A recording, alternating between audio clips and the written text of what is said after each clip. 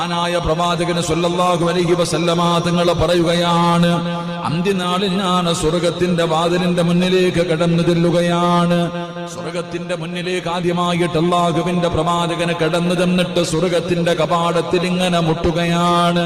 സ്വർഗത്തിന്റെ കവാടം തുറക്കാൻ ഇങ്ങനെ വിളിക്കുമ്പോ സ്വർഗത്തിന്റെ കാവൽക്കാരനായ റിദ്വാൻ എന്ന് പറയുന്ന മലക്ക് ചോദിക്കുകയാണ്, ആരാണ് സ്വർഗത്തിന്റെ കവാടത്തിൽ മുട്ടുന്നത്? ആരാണെന്ന് ചോദിക്കുമ്പോ റസൂലുള്ളാഹി പറയുകയാ,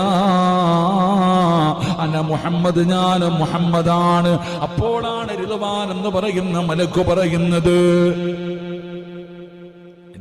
എന്ന് പറയുന്ന മലക്ക് പറയുകയാണ്, താങ്കൾക്ക് മുമ്പ് ആർക്ക് വേണ്ടിയും ഇത് തുറക്കപ്പെട്ടിട്ടില്ല.